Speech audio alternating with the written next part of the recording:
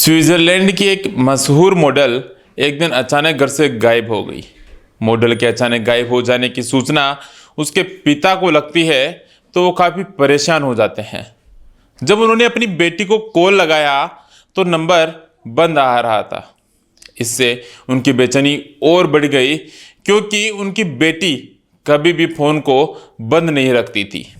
इसके बाद उन्होंने अपने दामाद को कॉल किया तो उसने बताया कि उसे इस बारे में कुछ भी पता नहीं है। इस पर मॉडल के पिता अपनी बीवी को साथ लेकर अपनी बेटी के घर ही आ जाते हैं और बेटी के घर आने का इंतजार करते हैं। इस दौरान वो लगातार अपनी बेटी को फ़ोन करने की कोशिश करते हैं, लेकिन फ़ोन अब भी बंद बता रहा था। जैसे जैसे रात हो रही थी, उनकी अपनी बेटी को लेकर चिंताएं बढ़ती जा रही थी। इसी चिंता में वो परेशान होकर इधर उधर घूमने लगे कि अचानक उनको एक बैग में बालों की लटें बाहर की तरफ लटकी हुई दिखाई दी। जब वो पास आकर देखते हैं तो उसमें उनकी बेटी का कटा हुआ सिर था। आगे जानेंगे इस सच्ची कहानी में कि कौन थी ये मॉडल, क्यों की गई इस मॉडल की हत्या और आखिर किसने किया था इस मॉडल का इतनी बेरहमी से मर्डर। नमस्कार, मैं महेंद्र कुमार। आप देखना शुरू कर चुके हैं अपराध की बात पाथफाइंडर्स के साथ, हाजिर हो एक सच्ची और वास्तविक घटना के साथ। आज हम बात करेंगे स्विट्जरलैंड की मशहूर मॉडल क्रिस्टीना जोक्सिमोविक के मर्डर केस की। क्रिस्टीना की हत्या करने के बाद उनके शव के साथ इस तरह की दरिंदगी की गई थी जिससे सुनने के बाद आपके रोंगटे खड़े हो जाएंगे और साथ ही रिश्तों से विश्वास भी डगमगाने लगेगा। कहानी शुरू करें उससे पहले दोस्तों आपसे छोटा सा एक निवेदन है कि हमारे चैनल को अब तक अगर आपने सब्सक्राइब नहीं किया है तो सब्सक्राइब कर लीजिए और बेल आइकन को दबा दीजिए ताकि हमारे आगे आने वाले नए वीडियो के नोटिफिकेशन सबसे पहले आप तक पहुंच जाए। दरअसल क्रिस्टीना का जन्म साल 1986 में स्विट्जरलैंड के एक संपन्न परिवार में हुआ। बचपन से ही उनकी रुचि ग्लैमर वर्ल्ड में थी। वो बस दिन रात मशहूर और कामयाब मॉडल बनने का सपना देखा करती थी और यही वजह रही कि वो कम उम्र में ही मॉडलिंग से जुड़ गई। इस दौरान क्रिस्टीना ने कई मॉडलिंग और कॉम्पिटिशन्स में हिस्सा लिया और महज 17 साल की उम्र में मिस नॉर्थ वेस्ट स्विट्जरलैंड का खिताब अपने नाम किया। इसके बाद क्रिस्टीना की जिंदगी का एक नया दौर शुरू हुआ और अब क्रिस्टीना को स्विट्जरलैंड में मॉडलिंग के कई प्रोजेक्ट्स मिलने लगे। क्रिस्टीना ने 21 साल की उम्र में पहली बार मिस स्विट्जरलैंड में हिस्सा लिया जिसमें वो फाइनलिस्ट रही। अब क्रिस्टीना मॉडलिंग की दुनिया का जाना पहचाना नाम बन चुकी थी और साथ ही अब बतौर मॉडल और कैटवॉक ट्रेनिंग कोच का काम करने लग गई। कुछ सालों बाद क्रिस्टीना की मुलाकात एक थॉमस नाम के व्यक्ति से हुई। दोनों ने कुछ समय एक दूसरे को डेट करने के बाद शादी करने का फैसला किया। इस तरह शादी करने के बाद क्रिस्टीना अपने पति थॉमस के साथ स्विट्जरलैंड के पोश इलाके में रहने लगी। शादी के बाद सब कुछ ठीक चलता रहा, जिंदगी खुशी से कट रही थी और इसी दौरान क्रिस्टीना ने एक बेटी को जन्म दिया। पहली बेटी के जन्म के करीब 1 साल बाद ही क्रिस्टीना ने एक और बेटी को जन्म दिया। इस तरह दो बेटियों के जन्म से क्रिस्टीना की जिंदगी खुशियों से भर गई। इस तरह समय गुजरता गया और क्रिस्टीना की दोनों बेटियां अब स्कूल जाने लगी थी। लेकिन अब क्रिस्टीना की जिंदगी में वह दिन आया जिसकी शायद उसने कभी कल्पना भी नहीं की थी। दरअसल हर रोज की तरह ही क्रिस्टीना ने अपनी दोनों बच्चियों को स्कूल जाने के लिए तैयार किया और दोनों को स्कूल छोड़ा।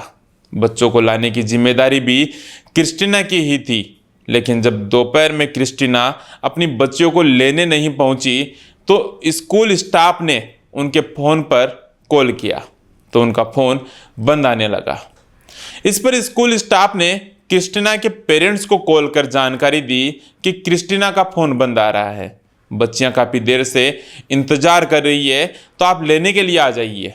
यह सुनकर क्रिस्टीना के पिता को थोड़ी हैरानी हुई क्योंकि क्रिस्टीना कभी भी अपने फ़ोन को बंद नहीं रखती थी।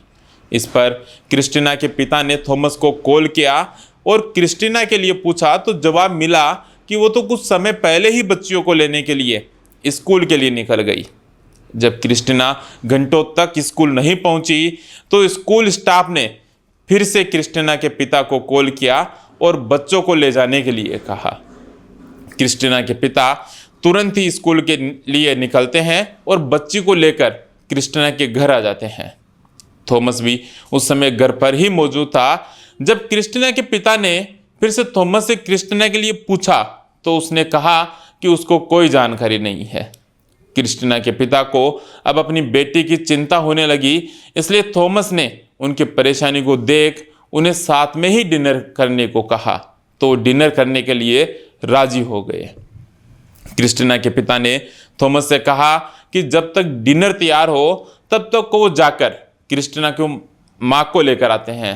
इस तरह क्रिस्टीना के पिता अपने घर चले जाते हैं और कुछ समय बाद ही अपनी बीवी यानी क्रिस्टीना की माँ को लेकर वापस क्रिस्टीना के घर आ जाते हैं।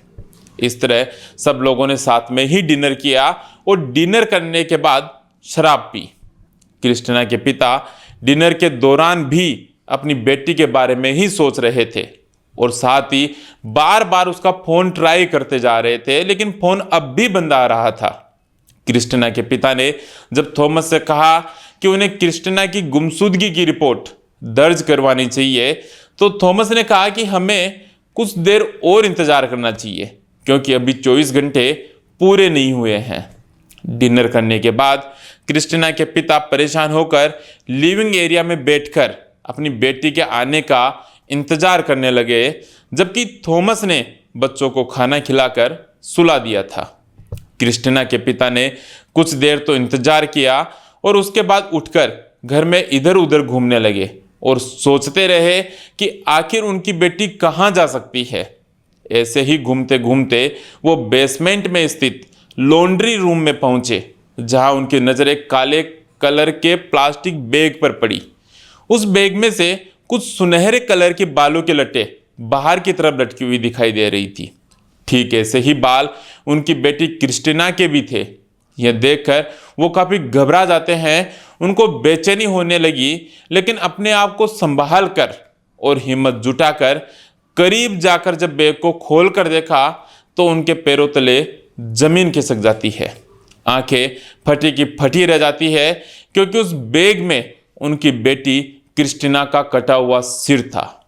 जिस बेटी की तलाश में वह सुबह से परेशान थे, उनकी बेरहमी से हत्या की जा चुकी थी। अपनी बेटी का कटा हुआ सिर देखकर वो जोर जोर से चिल्लाने लगते हैं और तुरंत ही बेसमेंट से भागकर गैराज तक पहुंचते हैं। इस तरह क्रिस्टीना के पिता गैराज का दरवाजा खोलकर सड़क पर आ गए और मदद के लिए पुकारने लगे। इस तरह सड़क पर मदद के लिए पुकारते देख एक कार उनके पास आकर रुकी तो उन्होंने अपनी बेटी की हत्या की बात उस व्यक्ति को बताई। कार वाले ने तुरंत ही इस बात की सूचना पुलिस को देने के लिए कहा। इस तरह अपनी बेटी के मर्डर की सूचना पुलिस को देने के बाद वो घर आए और गुस्से में थॉमस पर चीखना चिल्लाना शुरू कर दिया। लेकिन इस बार भी थॉमस ने कहा कि उसे इस बारे में कोई जानकारी नहीं है। कुछ ही देर में पुलिस फोरेंसिक टीम के साथ वहां आ गई और शक के आधार पर थॉमस को हिरासत में लिया। इसके बाद पुलिस घर की तलाशी लेने लगी तो वहां का मंजर देखकर हर कोई कांप उठा। दरअसल क्रिस्टीना का मर्डर उसी घर में हुआ था। जांच के दौरान बेसमेंट के वॉशिंग एरिया में खून के धब्बे मिले। साथ ही जब फोरेंसिक टीम ने गहराई से जांच की तो क्रिस्टीना के शरीर के कई टुकड़े मिलते हैं। इतना ही नहीं, वॉशिंग एरिया में रखे एक बर्तन में पिसा हुआ मांस भी मिला। मांस को इतना बारीक पिसा गया था कि मानो वो कोई आम मांस हो। कुछ बर्तनों में तो मांस को एसिडिक केमिकल में मिलाया गया था ताकि मांस से बदबू नहीं आए। फोरेंसिक टीम ने संभावना जताई कि वो किसी जानवर का नहीं बल्कि इंसान का ही मांस है और इसी को कंफर्म करने के लिए मांस को क्रिस्टीना के पेरेंट्स के डीएनए से मैच के लिए एक सैंपल भेजा गया। इधर थॉमस से पूछताछ के दौरान वो यही दिखावा करता रहा कि उसका इन सबसे कोई संबंध नहीं है। लेकिन जब पुलिस ने उसके साथ सख्ती दिखाई तो उसने बताया कि जब वो दोपहर को घर लौटा तो क्रिस्टीना मृत अवस्था में पड़ी थी। यह देखकर वो काफी घबरा गया और डर गया कि उसकी हत्या का आरोप कहीं उस पर ना लग जाए, इसलिए उसने लाश को ठिकाने लगाने के लिए बॉडी के कई टुकड़े कर दिए और उन टुकड़ों को ग्राइंडर में पीस दिया। इसके बाद पुलिस ने लाश के टुकड़ों को पोस्टमार्टम के लिए भेजा और अपनी जांच को जारी रखा। इतनी मशहूर मॉडल के मर्डर की खबर जल्द ही देश दुनिया में आग की तरह फैल गई और बड़े बड़े न्यूज चैनलों की सुर्खियां बन गई। पुलिस जांच से पता चला कि पिछले कई महीनों से क्रिस्टीना और थॉमस के बीच अनबन चल रही है। पिछले साल भी क्रिस्टीना ने स्थानीय थाने में शिकायत दी थी कि उसका पति उसके साथ मारपीट करता है। साथ ही पता चला कि थॉमस हिंसक प्रवृत्ति का व्यक्ति है जिसने क्रिस्टीना से पहले अपनी पूर्व गर्लफ्रेंड के साथ भी मारपीट की थी।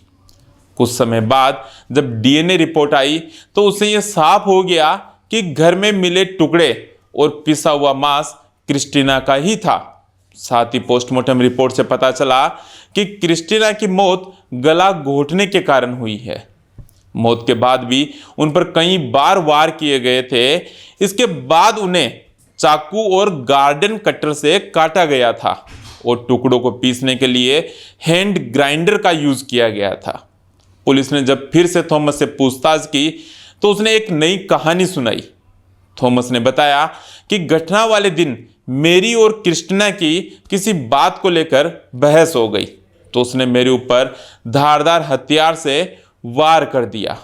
वो मुझे जान से मार देना चाहती थी लेकिन अपने बचाव में मेरे हाथों उसका मर्डर हो गया।